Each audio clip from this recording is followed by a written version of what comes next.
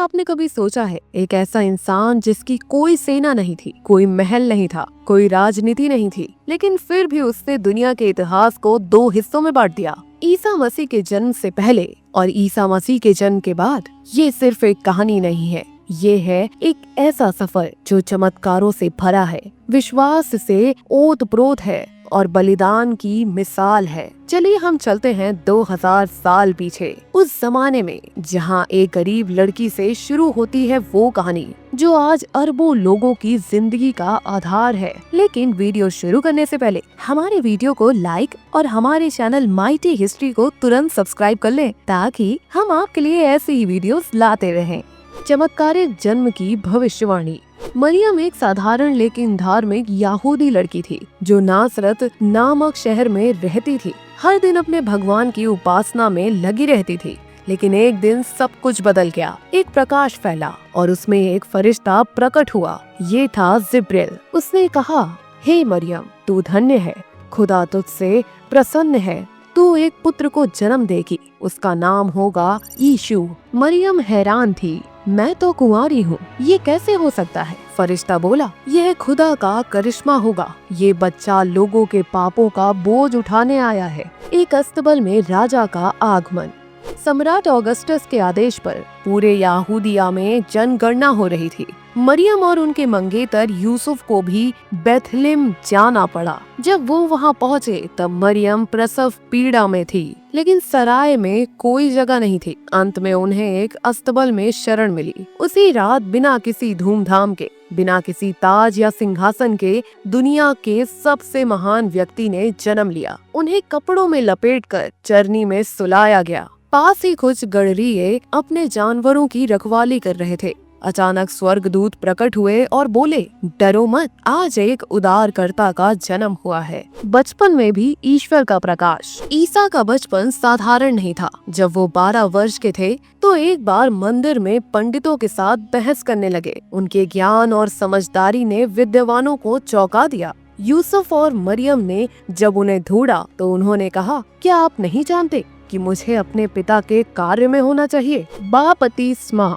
और प्रभु की पुकार। 30 वर्ष की उम्र में ईसा यरदन नदी पर गए, जहां यूहन्ना बपतिस्मा दे रहे थे। जैसे ही ईसा ने बपतिस्मा लिया, आकाश खुल गया और एक आवाज आई, ये मेरा प्रिय पुत्र है, जिससे मैं प्रसन्न हूँ। उसी क्षण से ईसा ने प्रचार आरंभ किया। उन्होंने लोगों से कहा, पश्चाताप करो, क्योंकि स्वर्ग का राज्य निकट है। चमत्कारों की बारिश। ईसा केवल शब्दों से नहीं, कर्मों से भी लोगों का दिल जीत गए। उन्होंने अंधों को दृष्टि दी, कोढ़ियों को ठीक किया, अपाहिजों को चलाया, यहाँ तक कि लाजरूस को मृतकों में से जीवित किया। उन्होंने कहा, अगर तुम्हारे पास राई के दाने जितना भी विश्वास हो तो तुम पहाड़ से कह सकते हो, यहाँ से वहाँ चला जा, और वो चला जाएगा। शिक्षा और उपदेश। ईसा ने पहाड़ियों पर बैठकर उपदेश दिया, जिसे सरमन ऑन द माउंट कहा जाता है। उन्होंने कहा, धन्य है वो जो दीन है, क्योंकि स्वर्ग का राज्य उनका है। अपने दुश्मनों से प्रेम करो। यदि कोई तुम्हारे एक गाल पर थप्पड़ मारे तो दूसरा भी उसके सामने कर दो। ईसा की बातें सरल थी लेकिन गहरी थी। वो लोगों को अंदर से बदल देना चाहते थे, न कि सिर्फ ऊपर से। विरोध, धोखा और गिरफ्तारी। ईसा की लोकप्रियता बढ़ने लगी, लेकिन यहूदी धर्मगुरु उनसे डरने लगे। वो सोचने लगे कि ये व्यक्ति उनके नियमों और सत्ता को चुनौती दे रहा है। उनके ही एक शिष्य यहूदा इस्करियोती ने उन्हें 30 चांदी के सिक्के में धोखा दे दिया। एक रात जब ईसा अपने शिष्यों के साथ प्रार्थना कर रहे थे तो सैनिकों ने उन्हें पकड़ लिया। मुकदमा और सूली पर चढ़ाया जाना।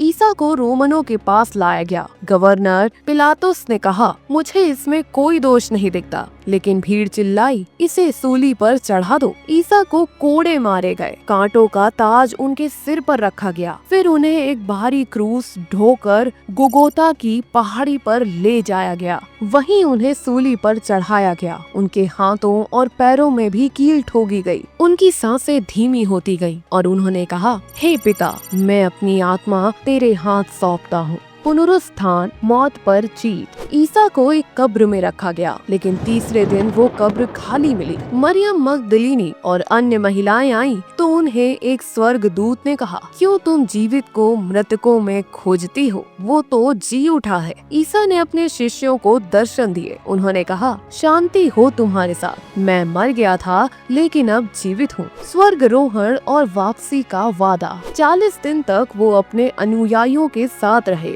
उन्हें सिखाते रहे। फिर एक दिन वे जैतून पर्वत पर खड़े हुए और स्वर्ग की ओर उठने लगे। एक बादल उन्हें ढांक लेता है और वो आंखों से ओझल हो जाते हैं, लेकिन जाते जाते उन्होंने कहा, मैं फिर लौटूंगा। पुनरागमन, अंतिम समय में वापसी। बाइबल कहती है कि एक दिन ईसा पुनः लौटेंगे, एक महान गर्जना के साथ। स्वर्ग के बादल पर वो आएंगे। इस्लामी मान्यता भी यही कहती है कि कयामत से पहले ईसा मसीह उतरेंगे, दज्जाल का अंत करेंगे और न्याय का राज्य स्थापित करेंगे। एक प्रेम की कहानी जो कभी खत्म नहीं होती। ईसा मसीह की कहानी एक राजा की कहानी है, लेकिन बिना ताज और सिंहासन के। एक योद्धा की कहानी है, लेकिन जिसने तलवार के बजाय प्रेम को हथियार बनाया। उन्होंने मरकर जीवन दिया और जी उठकर अमरता का रास्ता दिखाया। आज भी जब कोई टूटा होता है, अकेला होता है, वो कहता है, हे ईसा मेरी मदद करो, और तभी से